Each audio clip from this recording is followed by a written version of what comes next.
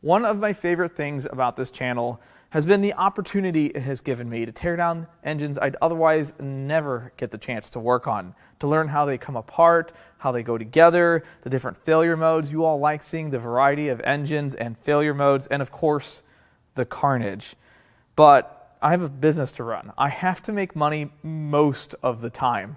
So when I get an engine in that I pay a lot of money for and hopefully has a lot of good parts on it, sometimes they go right to the stand and the camera comes out, regardless of how many times I've had a video on this exact same engine. So today we're tearing down a 6.1 liter Hemi, an SRT8 out of a 2005 to 10 Grand Cherokee or a Challenger, a Magnum 300C.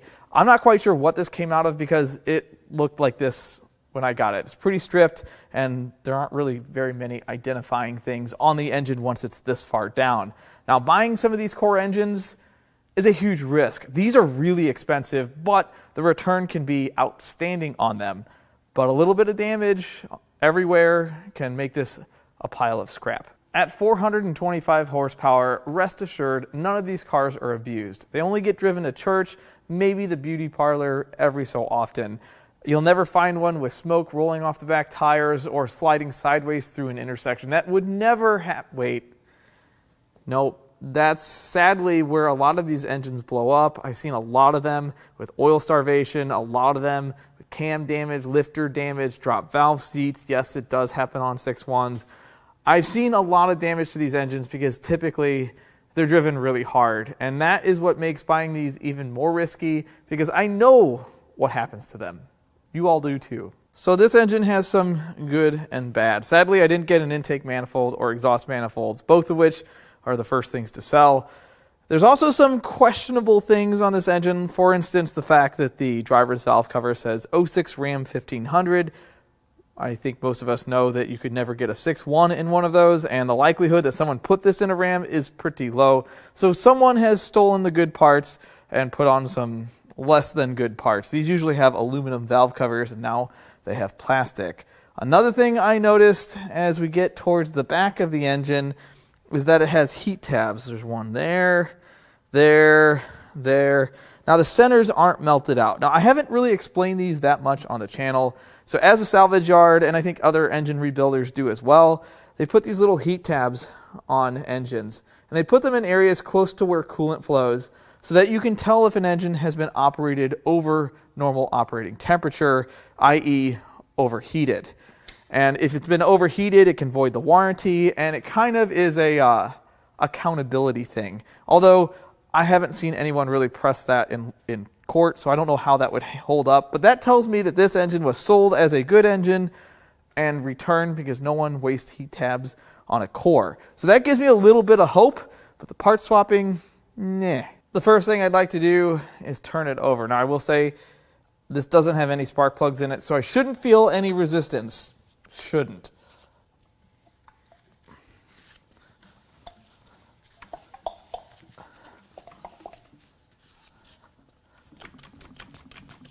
I don't hear anything loose in there. There's a little bit of clicking going on. All right, you long-term viewers of the channel, what do you think we're going to find inside? What do you think's wrong with this thing? Am I going to do all right on this? Or is it going to be a bust? The very first part we're going to remove is the left-hand valve cover.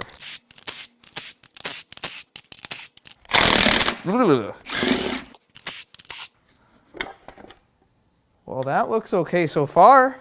It's nice and clean in here. That seems interesting. Man, if this thing just had a bad lifter, I'll be in good shape. Well, this thing is pretty clean inside. I don't really see any sparkles, although there might be a little bit in that head bolt. And some of the oil that's in here looks like it's pretty fresh, which would kind of back up the idea that this engine was installed and then uninstalled and returned.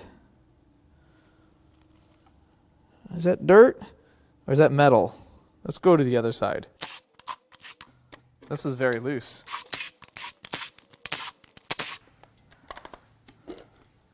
Well,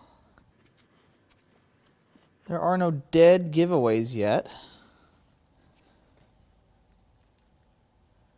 I don't see anything wrong. The side looks pretty similar. I can tell someone's hit the mating surface of the valve cover with a whiz wheel.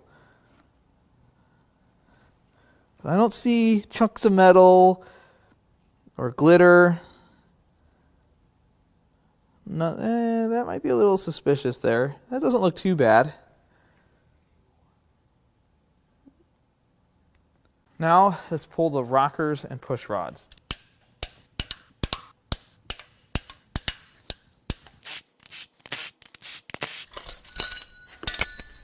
That's good for it. Let's see, which hole did this come out of? Right there. Well, these all look good.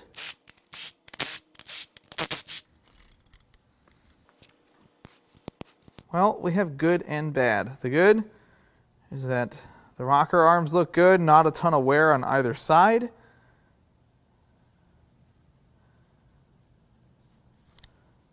Push rods look good, none of them are bent. The bad, however, is the oil has some less than desirable appearance to it. Now, I'm not sure. Oh, that's sparkles. That's bad. You don't like to see that. And that looks good. So wherever the source of metal is, I don't think it's in the valve train. Although I don't know what the lifters look like. Not yet. These push rods look good. Start on bolting the cylinder head. Now it's time to cram the head bolts off.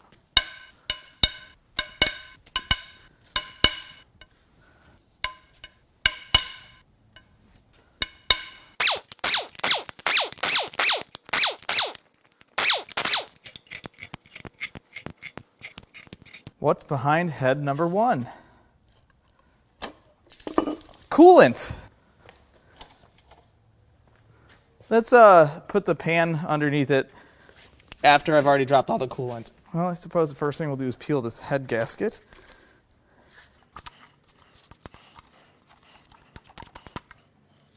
Head gasket looks okay. I don't see any issues there. This all looks pretty decent, although it does look like this thing had some moisture sitting in it a time or two. In the name of science, we must do our test. So far, so good. I'm gonna wipe out all the junk here so we can get a better idea of what we're looking at. So taking a look at the bores, it's clear that there's some rust pitting. It's not very deep, and it may clean up with a simple hone. And I don't see a ton of wear. There's some. I think this engine sat in one spot for quite some time. Yeah, there's some more pitting there. Pistons all look pretty good. There's no marks from valves. That's a good sign. Yeah, there's a lot more pitting there. That's unfortunate. It's not as bad as I've seen, nowhere near. So this looks pretty good.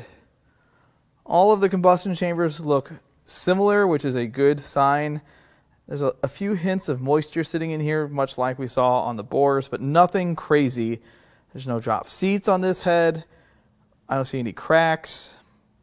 No cause for concern. Let's get the rockers off this head.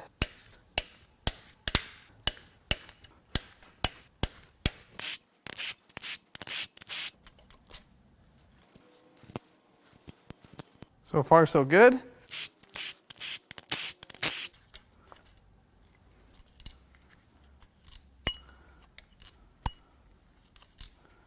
Similar story on this bank. A little bit of wear on the rocker pads, but not bad. Push rods look good.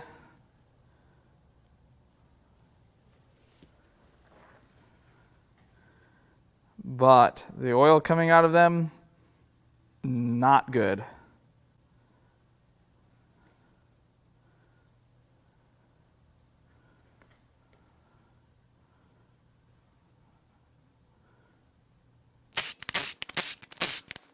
Now it's time to crack these head bolts loose.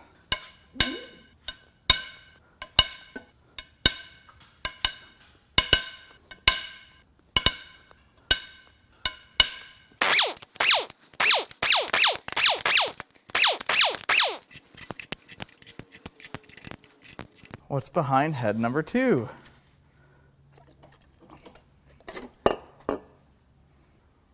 See how that one's really clean? Dirty, dirty, dirty. And that one's really clean. It's not a good thing to see. Head gasket doesn't look too terrible. It's decent. And our test. Well, this side also has some signs that moisture set in here, a little bit less than the other bank. And there's a little bit more carbon. But when you get to this cylinder, it's clean, really clean, a lot cleaner than its neighbor. And that can happen a couple different ways. Someone could come in and put a new piston in it, which that's not what happened. Or it could be ingesting coolant and that's steam cleaned. Or it could be fuel. It could be that cylinder was misfiring and injecting fuel. As fuel is an excellent solvent. And it will clean all that carbon off. I don't see a ton of vertical wear. There's some. It's really not bad. So far, this block looks decent, but I still have my doubts. And the head looked okay. It looks like it's got some of the head gasket still stuck on here. It's odd. The other bank wasn't like that. But this all looks pretty decent, but when you get to this one, clearly it's clean, and there's whatever that is. And there's still, I think that's a plug. We're going to pull that out next and see what that is. But you can definitely tell, much like the pistons, this rear cylinder is much cleaner. Let's see what we've got here. Is that the wrong size? It could be the wrong size. Wait a minute, what's going on here? What is happening? Something is unhappy. So I can't push whatever that is through. I have literally no idea. There's a bolt in here. We're just gonna... That doesn't do anything. It's a quarter drive square driven bolt. Oh, it's unthreading. I don't understand. I have questions and no answers. This is a mystery to me. Oh, I think I did something. Whether it was good or not. So this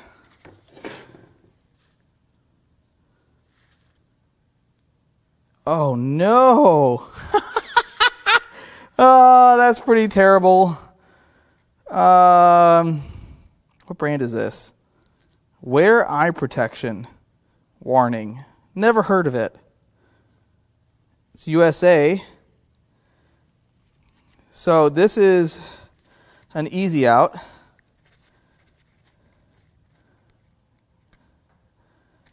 I guess they broke a plug. And then this looks like not a spark plug, but this looks like part of a compression tester. Somebody had a real bad day. It is in here. Oh, there we go. Yeah, someone had a terrible time. Oh, I shouldn't laugh at other people's misfortune, but this is kind of funny. So this is what came out. This is the quarter-driven extension for this easy out, which is broken. And this looks like a broken end of a... Doesn't look like a spark plug to me. This looks like part of a compression tester or a leak down tester. So not only did they break their tool, they broke their tool and lost this one. If you can claim this, I'll send it back to you. But I don't think that did any damage to the cylinder head. Everything looks good. I would probably chase the threads. I don't see any damage to the valves. So I think we have a good pair of, I'm going to call them core heads, because these heads should always go to a machine shop to be checked, maybe resurfaced, check the valves, lap them, or do a valve job. When I sell used heads, they're never ready to slap back on. Now it's time to pull the lifters. I almost got all of them out at once. That wasn't good for it. Oh, I see problems already. I mean, that's kind of good news, actually, if I'm being honest.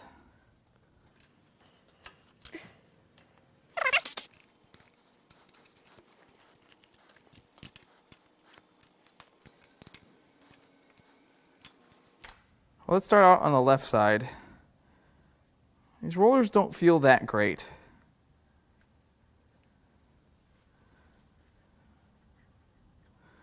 None of them are bound up. A couple of them are a little gritty, but they still roll. Similar story at the front of the right-hand bank. They all roll okay. They feel pretty gritty, but as you get towards the back, towards our problem cylinder, you can see the problem. This one no longer rolls. This is a failed roller on the lifter. Pretty common Hemi failure here. I think we've seen this on the channel before. Maybe not on a 6.1, but it affects 5.7 just as often as it does a 6.1. What happens is, through lack of lubrication and not the most wonderful design, the height of the camshaft, the location of it, extended periods of idle. I've heard all kinds of stories as to why this happens, but the lack of lubrication kills the little needle bearings inside of these rollers. And as soon as they stop rolling, they immediately start shaving the cam down. And I guarantee the cam is smoked like a brisket on July 4th out of this engine. And we'll find out when we get that out. But when that happens, valve doesn't open up, and it just starts misfiring, filling the cylinder with fuel, and that is why that piston is clean. Now I'm going to turn it over and pull the oil pan. See how much juice is inside this thing. Now all we've got to do is pull the pan.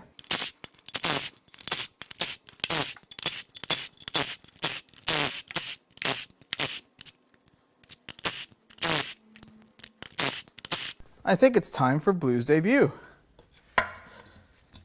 Oh, didn't even need it. Sorry, Blue. It's not as bad as I expected. I don't often say that when I pull oil pans. So there is a little bit of metal debris on the pickup, but it's not totally coated with it, which is a good sign. And the inside of the pan looks pretty decent. There's a little bit of sparkles down there, but it's really not bad. I expected much worse than this. Next, we'll pull the pickup and the windage tray, which is the oil pan gasket. It's an interesting design. Not sure if I like it or not.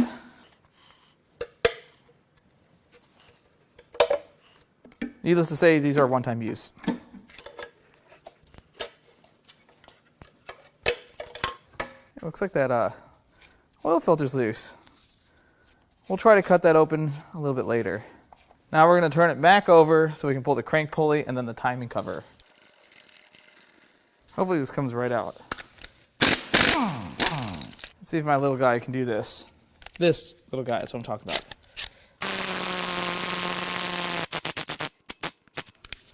Oh, it bottomed out. Not like that. So close. Now I'm going to start zipping bolts out of this front timing cover. I think that's it. There's normally a lot more than that. Should hopefully come off pretty easily. They fight me sometimes. Except for this time. That was almost too easy. Timing cover looks pretty good. The gasket in it is wasted. Especially that part right around the coolant passages. They're gone. But that's easy to fix. Next, we'll remove the oil pump. What, you thought we weren't going to take the oil pump apart? Come on now.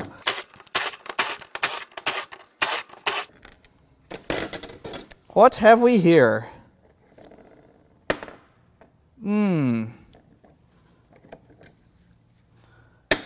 Not good. So, definitely had some debris run through it. There's definitely some wear on the sides. The actual inside of the gear doesn't look terrible. We've seen worse. But the housing also shows some wear. The good news is these oil pumps are really inexpensive, and especially if you're building an engine, you always want to replace this, especially for the cost. Timing system looks pretty decent. Plastics in one piece, it's a good sign. Now we'll see if we can get this cam gear bolt out. Oh yeah. Nice and easy. Next we'll remove this tensioner, which is also the cam retention plate.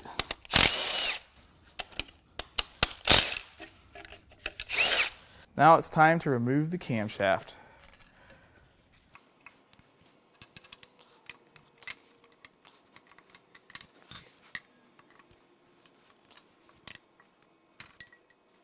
If I were to grade this camshaft's condition on a scale of 1 to 10, I would call it a -17. It's done. Starts out okay, but quickly as you get to the second cylinder back,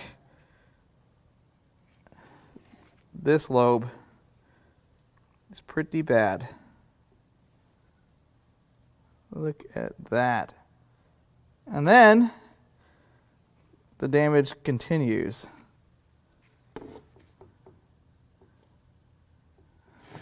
Now, I did say most of these rollers on the rockers did not feel good, and this is the result. Look at the damage there.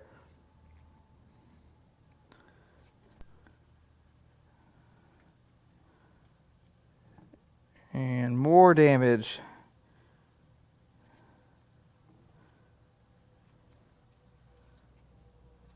But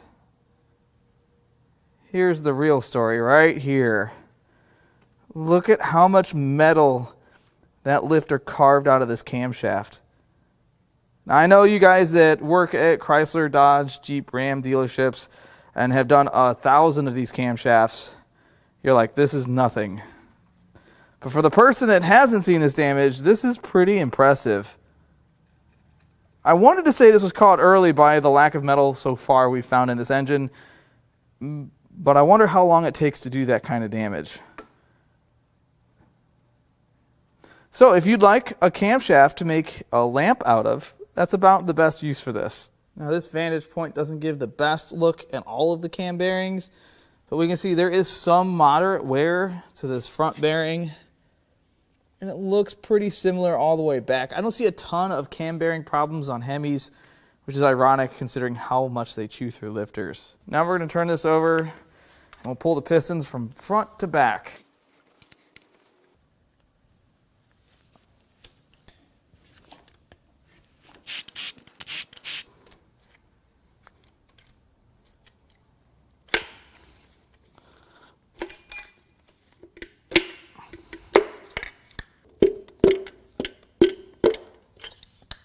I noticed when I was turning this over, it doesn't really feel great. I thought maybe it's some of the way the bores look, but I'm not sold on that idea.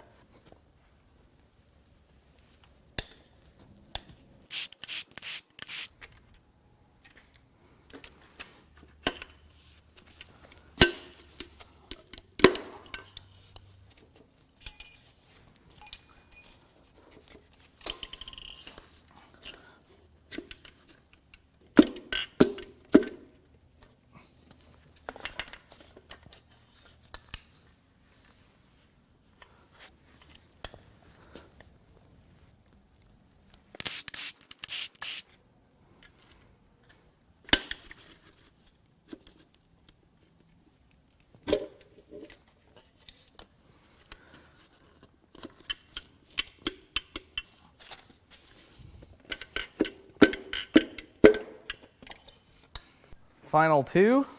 Hopefully this turns easier now. Yeah, it definitely does.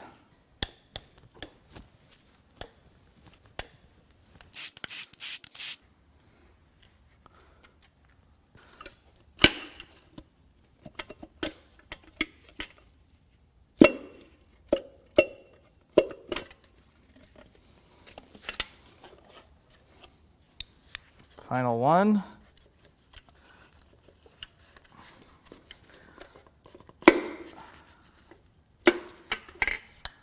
Next, we'll get the splayed bolts out of the main caps.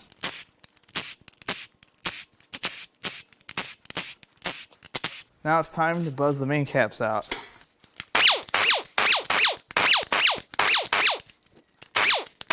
Hopefully these come right out.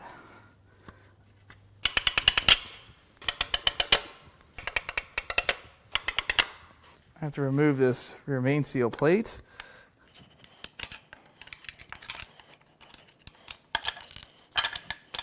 It almost wants to come out. I think it'll come out with the crank or after the crank. Let's try to get the crank out. I think that'll just lift right out.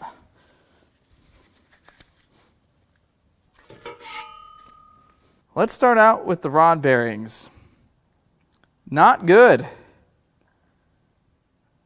This is a mixture of what I would consider oil starvation and debris running through the engine. Those aren't too bad. Some of these are pretty bad. And when I turned the short block over with no valve train, I noticed it didn't turn as nice as it should. That's just a smudge there. That one's starting to chunk. That's probably the worst one. They're all pretty bad. Thankfully, none of them spun, did any damage to any of the rods. Pistons have, I would say, moderate at worst wear on the skirts, just the coating. Not a ton of scratches. Pistons look pretty decent. I believe it or not, I sell every single one of these. These things sell so fast. And I know a lot of you would never reuse one, and I totally understand that. But some people still buy them. And if there's a market, I'm going to sell them. Unless it's a water pump, of course. I would never do that. Sadly, this engine didn't have a water pump to chuck in the bin. But that's where it would go. Yeah, not a ton of damage. And then I think we're getting close to the clean one. Yeah, that's a little deeper than I'd like to see. This is the one that's cleaned by fuel. I don't see any ring damage, any major piston damage. It's really not too bad. The main bearings look much like the rod bearings. It's not good to see this much damage to mains, but it didn't spin any. And they didn't completely delaminate. It could be worse. I think this was caught relatively early, but it would have been nice if they caught it just a little earlier. I think that's like, it would be nice if they put that car fire out a little sooner. Now the crank is not perfect. There's a few scratches I can feel with my fingernail. It's not nearly as bad as if it were to eat up a bearing. You don't see any discoloring from bearing damage or friction.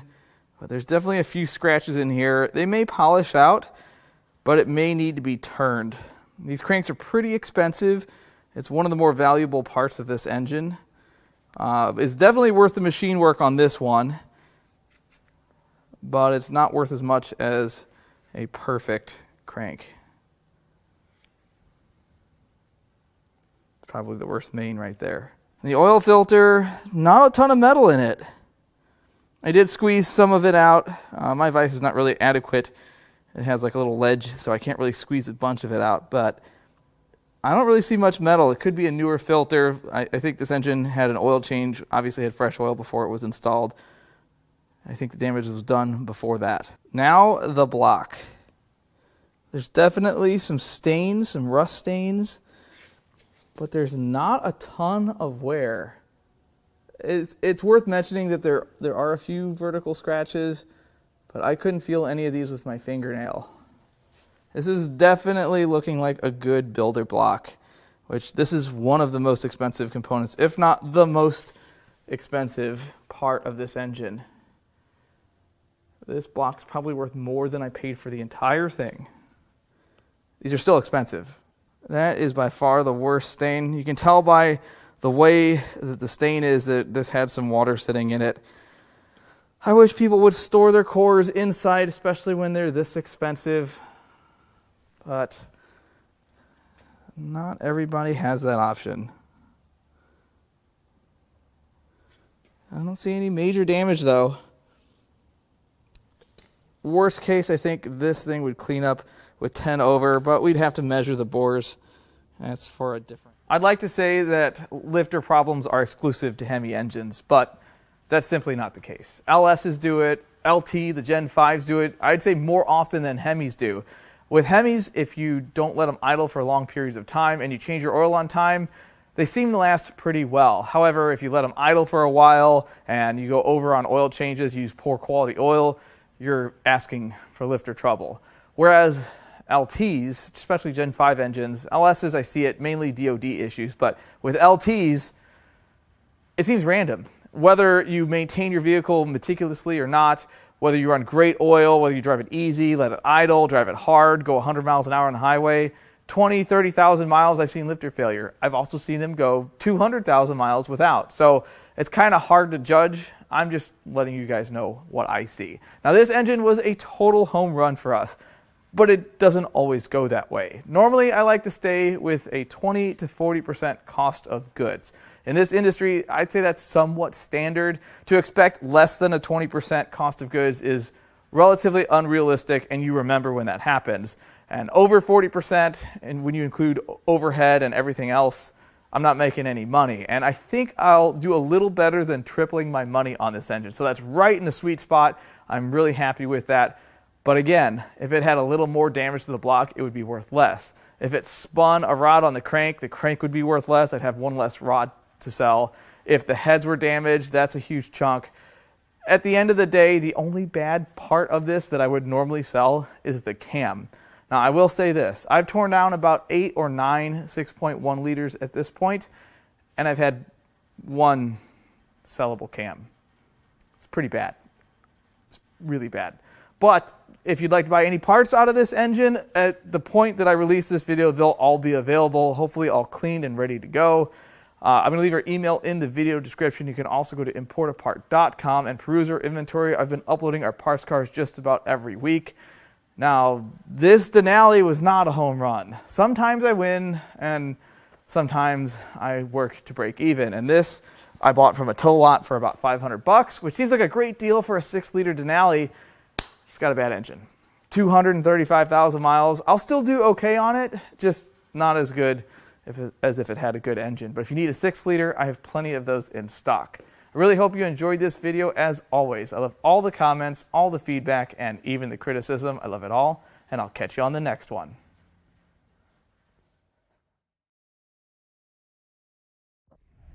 What might we have here?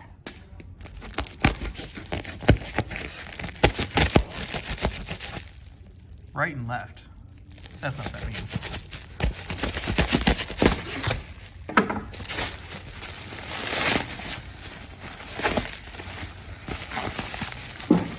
It's an engine, folks. Could this be the next teardown? Or an upcoming one regardless? Don't want to do too much damage.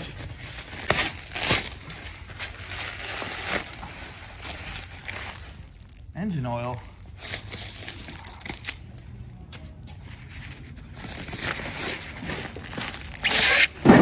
Oh boy.